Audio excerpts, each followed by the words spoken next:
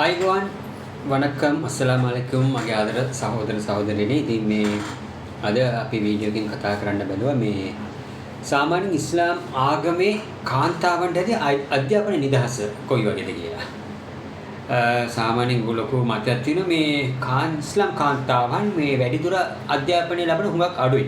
විශේෂයෙන් මේ ලංකාව වගේ රටක් ගත්තාම මේ ගොඩක් කාන්තාවන් ගොඩක් ගැහැණු ළමයි පාසල් ගියට මේ පෙර පාසල් ගිහිල්ලා එක දෙක වසර වගේ ගියාට මොකද මේ ඒගොල්ලෝ වැඩි වියටපත් වුණාට පස්සේ ඒ කියන්නේ ගැහණු ළමයි වැඩි වියටපත් වුණාට පස්සේ කියන්නේ අවුරුදු 12 13 වගේ වයස් කාණ්ඩවල ළමයි එතනින් එහාට පාසල් එනවා හුඟක් අඩුයි.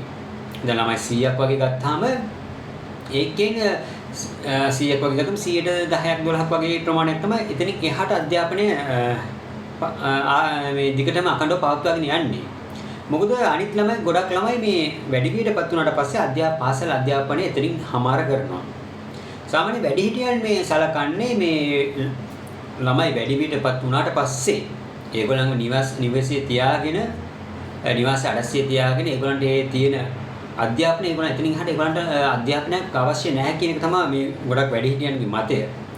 මොකද ඒකට ප්‍රධාන හේතුවක් තමයි මේ මුස්ලිම් ආගමේ උගන්වන එක දෙයක් තියෙනවා මේ ගැහැණු ළමයින්ව විශේෂයෙන් මේ වැඩි වියටපත් වුණ ගැහැණු ළමයින්ව නැත්නම් සංවරව ආචාරශීලීව ඔවුන් ආරක්ෂා කරන්න ඕනේ. ඒ වගේම ඔවුන් වැදගත් විදිහට සමාජය තුළ පිළිගත හැකි ආකාරයට ඉතා හොඳ තත්වයකින් ඔවුන් ආරක්ෂා කරලා ඔවුන් තියාගන්න ඕනේ කියලා ආගමේ මතයක් තියෙන නිසා ගොඩක් දෙමව්පියන් කරන්නේ මේ වැඩි වියටපත් වුණ ගමන් මේ ළමයින් ගෙදර තියාගන්නවා. ගෙදර තියාගෙන කරන දෙයක් තමයි ඔවුන්ට උයන්ඩ පියන්ඩ ගෙදර දොර වැඩ කරන්න ඒ වගේම මේ වගේ දේවල් පුහුණු කරනවා. ඒගොල්ලන්ගේ මේ වැඩිහිටියන්ගෙන් අහපුවා මේගොල්ලන් කියන දෙයක් තමයි දැන් මේ ළමයා වැඩි වියටපත් වෙලා ඉවරයි. දැන් ඉතින් ඉස්සරහට තියෙන මේ කසාද බඳලා දෙන්න කියන විවාහ කරලා දෙන්න කටයුතු තමයි තියෙන්නේ. ඉතින් එතකොට ඒ ළමයා එතනට ගිහිල්ලා ඒ සමාජයේ කියන තමන්ගේ සැමියා ගාව නැත්නම් තමන්ගේ නැන්දම්මා ගාව කොහොමද ඉන්න ඕනේ?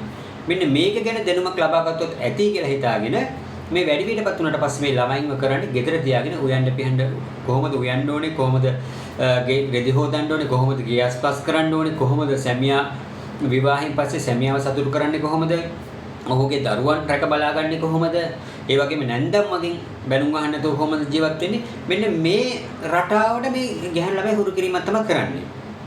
නමුත් යාළුවනේ මේ ඉස්ලාම් දහම එහෙම නැත්නම් මේ නබිතුමාගේ දේශනෙන් කිසිම තැනක සඳහන් වෙලා නැහැ මේ වැඩි වියටපත් වුණාට පස්සේ මේ ගැහැණු ළමයිව ගෙදර තියාගන්න ඕනේ කියලා. අධ්‍යාපනය හමාර කරන්න ඕනේ කියලා. ඉස්ලාම් දහම මේ අධ්‍යාපනයට ගැහැණු පිරිමි කාගේ වුණත් අධ්‍යාපනයට මුල් තැනක් දීපු ආගමක්. අධ්‍යාපනය අනිවාර්ය කරලා දෙනවා. ඒක කොයි තරම් දුරට අනිවාර්යද කියනවනම් උපන් පැයේ ඉඳලා අවසාන හුස්ම පිට වෙන තුරු ඒ කියන්නේ මැරෙනකම් ඒ අතර කාලය තුල හැම දෙයක් ගැනම ඉගෙන ගන්න කියලා තියෙනවා. අලුත් දේවල් හොයාගෙන යන්න හැමදේම ඉගෙන ගන්න. ඒක යහපත් දේවල්. ඉගෙන ගන්න කියලා දෙන ඒකට කිසිම තහනමක් ඉස්ලාම් ආගමේ පනවලා නැහැ. මේක තමයි ප්‍රධාන කරුණ.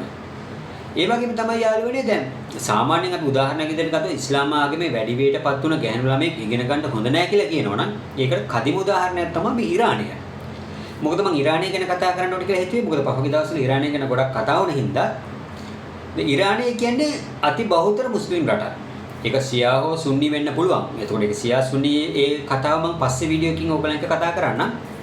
හැබැයි මේ ඒ රට 100% මුස්ලිම් රටක්. හැබැයි ඒ රටේ ඉන්න තරුණියන්ගෙන් දැන් ඒ රටේ ඉන්න උපාධිධාරීන් පිරිස ගැන ගත්තාම උපාධිධාරීන් 100ක් ගත්තොත් 100න් 70ට වඩා වැඩි ප්‍රතිශතයක් ඉන්නේ කාන්තාවන්. නැත්නම් මේ ගැහැණු ළමයි. ඉතුරු 125 30 ඔය ප්‍රමාණතර තමයි පිරිමි ළමයි ඉන්නේ. එතකොට ගැහැණු ළමයින්ට අධ්‍යාපනය ඉස්ලාම් දහම තුළ අධ්‍යාපනය තහනම් නම් ඉරානයේ වගේ මුස්ලිම් රටක කොහොමද 70ක ප්‍රතිශතයක් ගැහැණු ළමයි උපාධිය ලබන්නේ? ඒ වගේම ඉහළ තනතුරු කියන වෛද්‍ය, ඒ වගේ විද්‍යා පරීක්ෂණ මෙන්න මේ වගේ ඉහළ පරීක්ෂණ ඉහළින් පිළිගත් ආයතනවල මේ කාන්තාව වැඩි වශයෙන් මේ රැකියාව කරනවා. ඒ වගේම අනිත්කුත් මුස්ලිම් රටවල් ගත්තාම සෞදි, ඩුබයි, කටාර වගේ ගත්තාම මැද පෙරදිගට ගිහිල්ලා ආපු කට්ටිය දන්නවා ගොඩක් තරුණියන් පාසල් අධ්‍යාපනය ලබනවා. ඒ වගේම වෛද්‍ය වෘත්තිය ගත්තාම එහෙම නැත්නම් ෆාමසි වගේ ගත්තාම ෆාමසි වල බෙහෙත් දෙන්න ගෑනු ළමයි ඉන්නවා මුස්ලිම් ගෑනු ළමයි. බැංකුවල ඉන්නවා. මෙන්න මේ වගේ. එතකොට ලංකාවේ විතරක් කොහොමද මෙහෙම දෙයක් වෙන්නේ? මොකද ලංකාවේ ශ්‍රී ලංකාවේ ඕනම රජයක් මුස්ලිම් ළමයිට අධ්‍යාපනය ලබන්න සීමාවක් පනවලා නැහැ. ඕනම රජයක සිංහල පාසල්, දෙමළ පාසල්, ක්‍රිස්තියානි පාසල් මේ ඕනම පාසලක මුස්ලිම් ළමයෙකුට ඉගෙන ගැනීමේ අයිතිය ශ්‍රී ලංකාවේ රජය විසින් තහවුරු කරලා තියෙනවා. ඉස්ලාම් ධර්ම විසින් අධ්‍යාපනයට මුල් තැන දෙන්න කියලා තියෙනවා. නමුත් අවාසනාව ශ්‍රී ලංකාවේ මේ වැඩිවියටපත් වුණ ගමන් ළමයි ඉස්කෝලේ යන එක නවත්තලා දාන එක.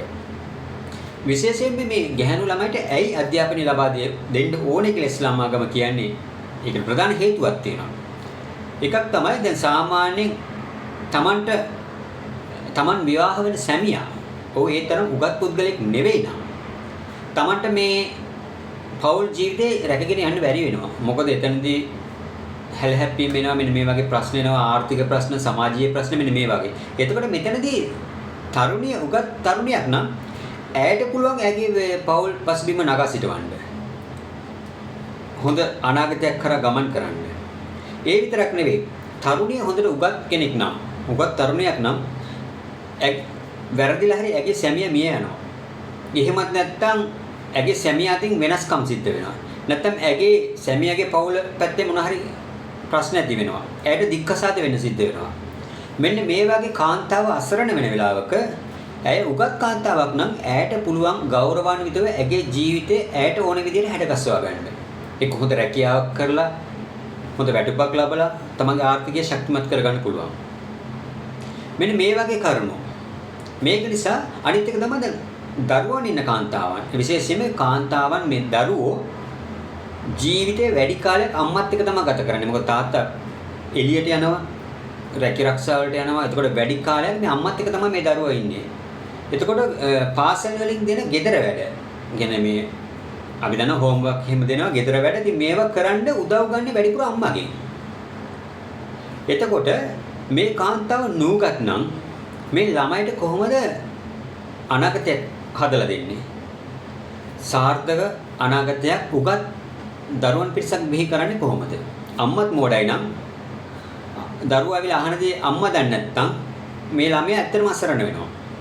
මෙන්න මේ වගේ හේතුන් ගොඩක් තියෙනවා. මෙන්න මේ හේතුන් නිසා තමයි ඉස්ලාම් ආගම සහ නබිතුමා දේශනා කරේ පුළුවන් තරම් ඔබේ හැකියාව පරිදි ඔබේ දරුවට උපරිමයෙන් උගන්වන්න. විවාහයට හදිසි වෙන්න එපා. මොකද දරුවාට නිසි අධ්‍යාපනයක් ලබා දෙන්න.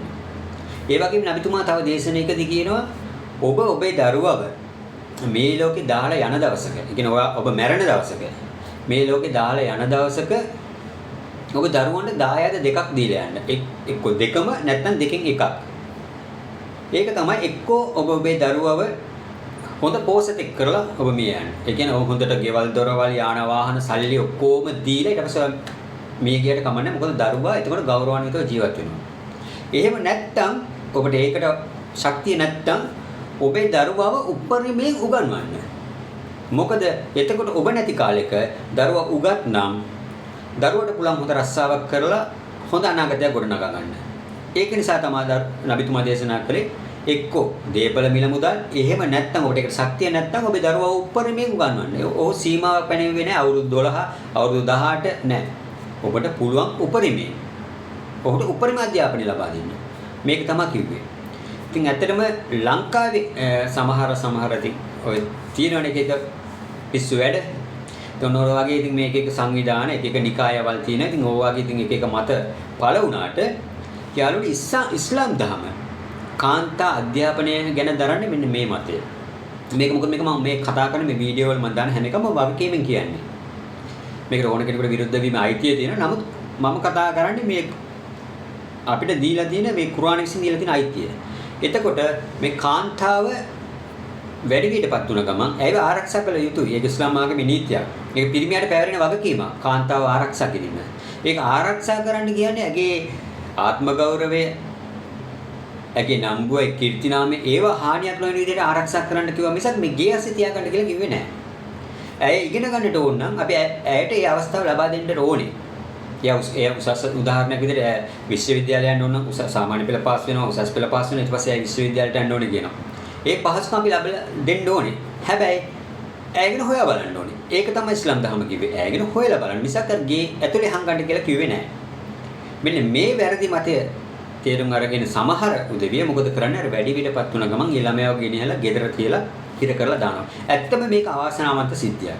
මොකද ශ්‍රී ලංකාව වගේ බෞද්ධ රටක මුස්ලිම් ළමයින්ව කොන් කරන්නේ නැතුව ඔවුන්ට අධ්‍යාපන ලබන්න අවස්ථාව දීලා තියෙනවා. අපි දන්නවා සමහර මුස්ලිම් ළමයි පිරිවෙන් වලට පවා යනවා අධ්‍යාපන ලබන්න. පිරිවෙන් වලට යනවා මුස්ලිම් ළමයි මම දැකලා තියෙනවා. පුද්ගලිකවම පිරිවෙන් වලට යනවා මුස්ලිම් ළමයි අධ්‍යාපන ලබන්න. එතකොට පිරිවෙන් බාර වෙන්නේ කවුද? ස්වාමීන් වහන්සේලා.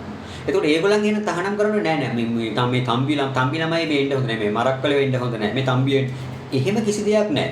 උන්වහන්සේලා ඊටාම ගෞරවයෙන් ළමයින්ව බාරගෙන අර සිංහල ළමයිට උගන්වනවා වගේම මේ මුස්ලිම් ළමයිට උගන්වනවා. එතකොට එහෙම බලපුවම ශ්‍රී ලංකාවේ අධ්‍යාපන ලැබීමට ඇති නිදහස සිංහල ළමයාට, දෙමළ ළමයාට සහ මුස්ලිම් ළමයාට එක සමානව ලැබිලා තියෙනවා.